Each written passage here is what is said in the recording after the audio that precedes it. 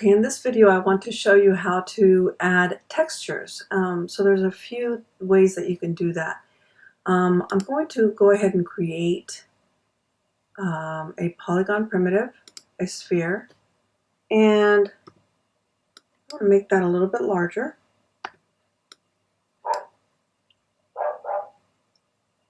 So there's some really good ways to add textures. Now for this one,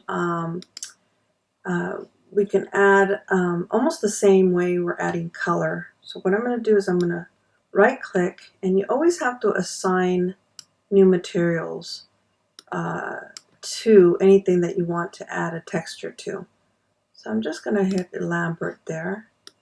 Go ahead and lift that up. Now again, I right clicked. You couldn't see the entire menu there, but it's assign new materials. Or and over here. Now if this happens and you know you accidentally hit vertex or vertex edge and so on, you can go ahead and just right click and kind of tab over your object mode, and that'll bring you back into object mode. So let's go ahead and add, I think I've added a Lambert 2 here to this. And if I click on my color tab, but over to the side where you see this little checkered box, you'll see that it brings me up to create render node.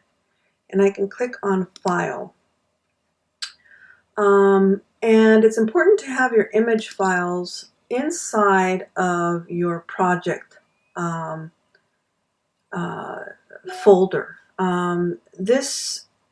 This is where it's looking at. So the last, or the project that I'm working in, is whatever you're saving your work into. I have another tab available in the content area that is going to show you where you can actually find that. So in order for you to be able to link these properly, they have to be in the source images folder of the current project that you're working on. So for me, I have a folder for Maya projects folder, and that's located in my desktop.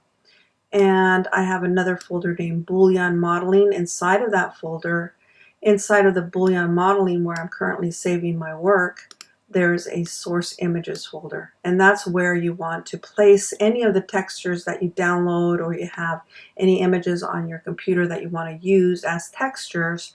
They need to actually be placed inside of that folder.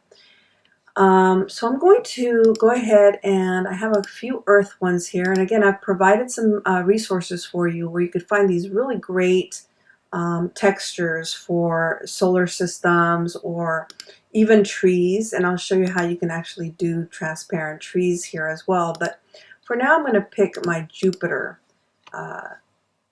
image here. It's a JPEG, and they could be PNGs or anything, but JPEGs also work. I'll go ahead and hit open, and you'll see that nothing really happened yet. You can't really see that texture on here, but if I hit 6 on my keyboard, that'll bring me up to where I can see the textures. Again, that's 6, and if I go back to 5, that'll bring me back to this regular one. So you can't really see the textures unless you hit 6 on your keyboard, and then you can see the texture on there. So that's one way, and again, that's a really cool way to add not just colors, but it is in the color tab here. If I were to go over to click in my attribute editor here where I see the Lambert that I've added, I can actually click on right next to that color where I added. The checkered box is no longer there, but you have this little box with an arrow in it. You can actually adjust some of these placed files by doing coverage and so on, but I'll go into that in the other texture that we'll add. So if you're adding brick or anything to a certain object and the bricks are too large, again you can modify that under the placed 2D texture file. Let's move on to showing you how to add a nice transparency or transparent object or image inside of your plane. And this is going to be really nice and helpful for you to be able to place like a plant or something. So again, I'm going to go to the polygon primitives, and I'm going to go to my plane, just a regular plane. I'm going to make that a little bit larger.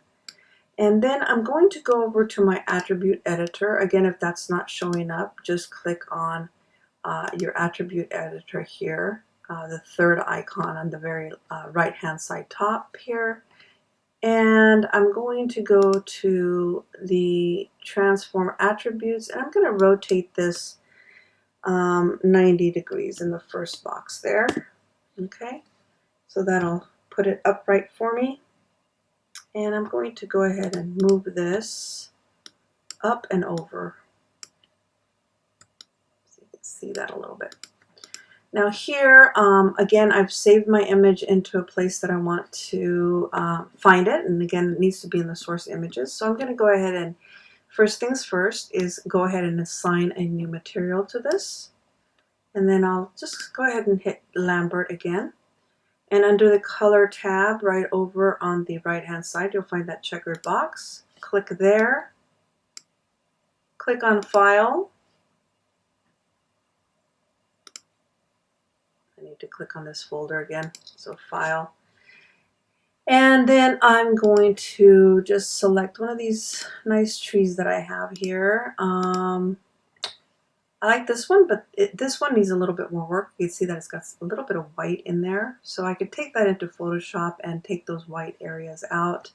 But I found these online, so they work pretty good. I've got a plant in here as well. This one's a lot nicer. So that's, again, just an image with a transparent background. So I'll hit open on that. And now you can see it's a little stretched out. So what I could do, or it's kind of stretched the wrong way, so I can always adjust that by scrunching it a little bit and making it taller.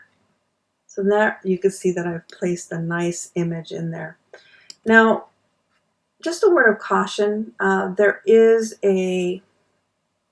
another way to place objects in here in something called the Skydome.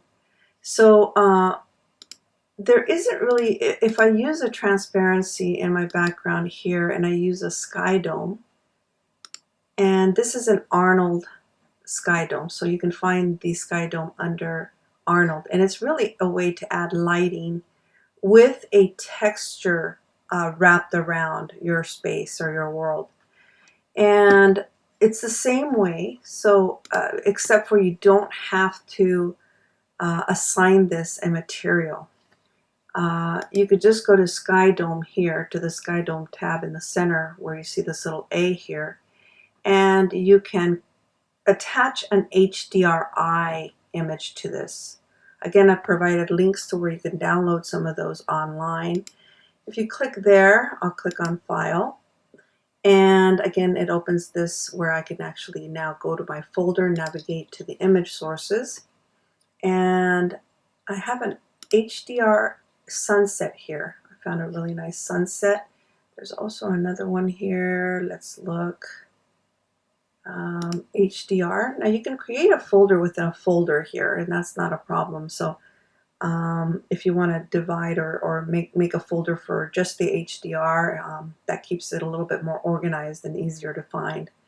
But here's another HDR, and that's a map preview. So I'll go ahead and click open, and now you can see that I have that image there, and I have now if I zoom out here, I'm going to pan out so you can kind of hover all over and make it see, but I've got a nice surrounding there, nice 360, and you can see the back there of my plant. It's now a silhouette, but in the front it looks pretty decent. So that's a quick and easy way to add kind of an environment around your home or whatever you're building. And it's also a nice way to add some more detail to this. So hope you enjoyed this video, and if you have any questions on this, please let me know.